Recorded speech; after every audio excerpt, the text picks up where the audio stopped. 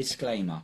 Any of the guidance offered by the podcast host, myself, or the podcast guests is our own guidance. We are not liable for any of the actions the podcast listener decides to do. 5 traits I've learned from highly confident and resilient men. Welcome to the podcast today. Thank you for joining me. So I wanted to share 5 traits that I learned from men who are very confident, very resilient, very certain in who they are. And it doesn't mean, and this is something I've been working actively to embed in myself, and I've seen the results in my life. It's always a work in progress. And every single man on the planet is a work in progress, by the way. We are never the done product, right? But I thought I'd talk about this because I know I've had the odd message from guys outside of this, struggling with something, maybe a bit stressed. And I have friends who open up to me. And I just thought I'd share 5 things from guys. Now, I'm never going to be in a point where I'm never going to have no troubles or no challenges because I'm a human being, right? And every human being is different. Every man is different. Every human being on the planet is different, right? We all have different things going on in our lives, things that can come up. We all have different bodies and different emotions stored in our bodies, even ancestral stress from, I can never say the word, even from our ancestors. And actually, because a lot of things are inherited. So you can never assume what's going on in an individual. But I have noticed when someone gets caught in a story, including myself, I've been called out for it by coaches many times. And I have noticed when people, like guys in particular, have really got it together. There's always going to be things in the background we don't know, but those who go for what they want, get what they want more often than others, who are more content and happy. That's what I'm talking about. Because I thought I'd share this today. And if you're challenged at the point at the moment, you're a man, or a man who's struggling, and you're how do I or they become more confident? Well, this episode's for you. And I've definitely been at the point where I just doubt my own existence. What am I here for? Thought I was worthless, hated myself, compared myself to other guys, particularly at uni. I used to feel awful. I used to be oh, those good looking guys get all the girls, all that kind of thing, right? And even in my 20s, I was a bit basing all, even when I hit 30, basing all my validation for what happened outside of me, right? Now, as I record this, I'm just coming up to the age of 35, so I thought I'd reflect on these things that I've observed and been able to embed in my life. So this is highly confident and resilient men. And when I say confident, I mean they generally back themselves for going for things, even if they know there's a chance of not failing. And you can have confidence specifically in different things. Talk about men who've got certainty and embed that inside themselves and keep going even when they have setbacks. So the first one is these men go from the inside out, not the outside in. They go inwards. What does that mean? It means they don't rely on external things to feel good.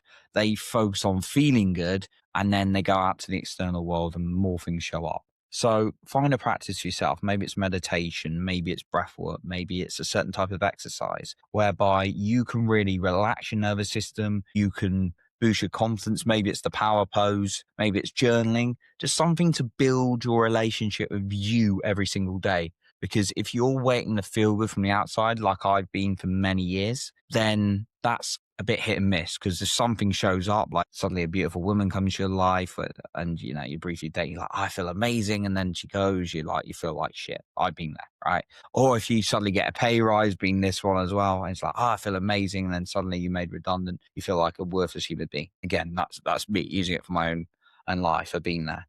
So go from the inside out, not the outside in. The second thing, keep your word more often than not in every single way possible. Now, it's not about being perfect. You're going to mess up. You're going to make mistakes. You're going to forget things. You're a human being. You're allowed to. But if you say you're going to do something for someone, or you say you're going to do it for yourself, make sure you do it more often than not. Now, if you miss a deadline, just do it another day, right? I'll give you an example. People will forget that you say you're going to do a task for someone, and then that person has forgotten that you're going to do that task, like I did recently with someone, and it's in your, and that person won't remember, but you remember it, and you're I could just let it go. For me, I can't let it go because I said I was going to do it for that task for that person. Unless that person comes back and says it's completely irrelevant, I don't need it now, then that's a different story. But when you set out to do something and you don't do it consistently, you are destroying yourself, no matter how small. So you can say no to more things if you're not going to be able to do do that. So when you say you're going to do something, especially for yourself, do it more often than not. And then the next one, appreciate failure is on the path to success, and you don't hold up on failure and like define that as you, but you learn from it, because you are always going to have setbacks and things aren't going to go to plan. So men who are really confident and resilient, they appreciate that's going to come up, right? When I go into a new thing, I know I'm going to really probably struggle at first at the thing, but I don't let that define me. I used to run away from anything I thought I could fail at because I didn't want to look bad. What kind of life did that create? A very scarcity-led one. Confident men, they appreciate that there may be mistakes, you're going to get knockbacks, but they keep going anyway. Look at the greats of anything in their craft. They weren't very good. No one was good to begin, but they get great. The problem is we get the start of our journey, we get excited. I found in my experience, maybe you look at someone like a Tony Robbins to be like, I'm going to be that amazing person. And then you do your first video and you go, oh, I look crap on that, I give up. Imagine Tony Robbins when he did his first video. He had like 5 people in the room when he did his first event as a motivate an inspirational sort of talk when he did his first one. Appreciate you're going to make mistakes on the way. Number 4, take more action than you think. Let me say that again. Take more action than time spent in thinking. Now, do think about things that, like, use your common sense here. Don't jump into like a river. I was going to say a river full of sharks there. Sea full of sharks. But like, think about, don't think about thinking less. That sounds a bit confusing, doesn't it? So what I mean is take more action than you think. I often have been in place, I'm like, I need to think, I need to do this, I need to plan that, I do all this strategy. When it's like, for example, in business, you're like, okay, I need to think about this, and this. And I remember a great example from Grant Cardone and the guy who works with him, Jared, who's like his right-hand man now. And Jared was like, okay, I need to think this, plan this, do these sales. And Grant says, just pick up the phone and make the calls. And that's all he had to do, even though he was scared, right? So when you even take one action, that will build momentum. So start taking more action than you're thinking. And then the final one, just surround yourself with great minds.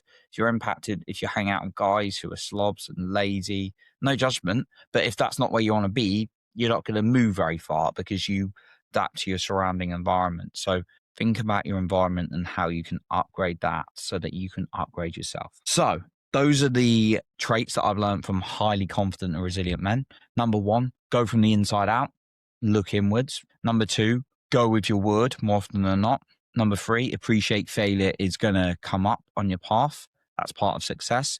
Number 4, more action than you think. Number 5, surround yourself with great minds. So that's what I've got for you today. I appreciate you for being here. And remember to leave with your heart and not with fear.